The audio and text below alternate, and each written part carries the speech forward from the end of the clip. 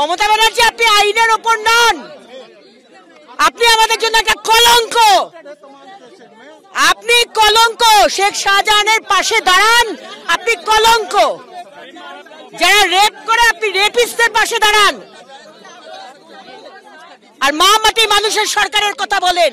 তৃণমূলের নেতাদের যৌন ক্ষোধা মেটানোর জন্য বাংলার ঘরের মা বোনদের তাদের বিছানা ছেড়ে, সন্তান ছেড়ে, স্বামী ছেড়ে তৃণমূল নেতাদের দপ্তরে গিয়ে তাদের যৌন লিপ্সা পূরণ করতে হয়। এ লজ্জা আমরা রাখবো কোথায়? বাংলার মুখ্যমন্ত্রী, আপনি একজন মহিলা হয়েও আপনার কোন রকম বিবেকের দংশন হচ্ছে না। পারেননি সুকান্ত মজুমদার, পারেননি শুভেন্দু অধিকারী, পারল না বিজেপির ফ্যাক্ট ফাইন্ডিং টিমও।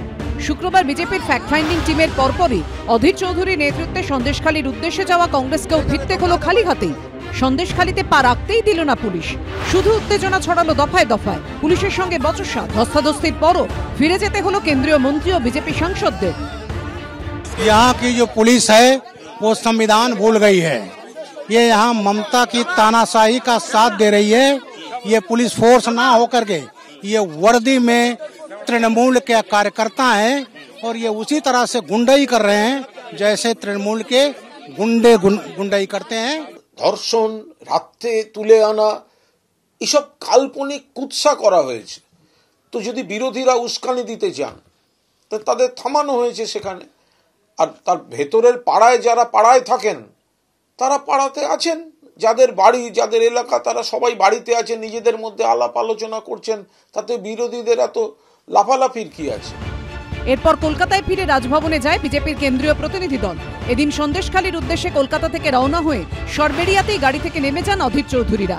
রামপুরে পুলিশের ত্রিস্তরীয় নিরাপত্তা বলয় পর্যন্ত 1 কিলোমিটার রাস্তা হেঁটে যান তারা। অধীর চৌধুরীর নেতৃত্বে কংগ্রেসের মিছিল ব্যারিকেডের ওপর আছড়ে পড়লে শুরু হয় বচসা।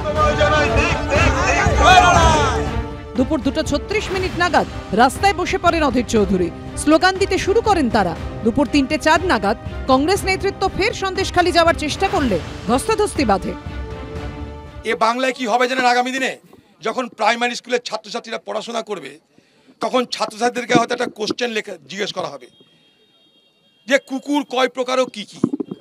তো ছাত্রছাত্রী বলবে একটা দেশি, একটা বিদেশি, আর একটা তৃণমূলের পুলিশ। এই অবস্থাকে যে সুরে বিজেপি কথা বলে, যে সুরে বিজেপি রাজ্যের পুলিশকে চটিচাটা পুলিশ, চাকর বাকর বলে, যে সুরে রাজ্যের বিজেপি পুলিশের ওপর অত্যাচার করে তাদের রাজ্য সভাপতির উপস্থিতিতে, তাদের নেতা নেত্রীদের উপস্থিতিতে, ঠিক একইভাবে এই রাজ্যের পুলিশকে কুরুচিকর কুৎসিত ভাষায় মন্তব্য করে তিনি বিজেপিকে খুশি করলেন। তিনি বিজেপি তল্পিবাহকতা করেন, এটা প্রমাণিত সত্য। এখন তো মনে হচ্ছে লোকসভা নির্বাচনের আগে তিনি প্রকাশ্যে বাটি নিয়ে তৈলমর্দনে নেমে গেছেন। সব মিলিয়ে শুক্রবারও সন্দেশখালীতে যাওয়ার ছাড়পত্র পেল না বিরোধীরা। ব্রতদীপ ভট্টাচার্য, অনির্বাণ বিশ্বাস ও অরিত্রিক ভট্টাচার্য রিপোর্ট, এবিপি আনন্দ।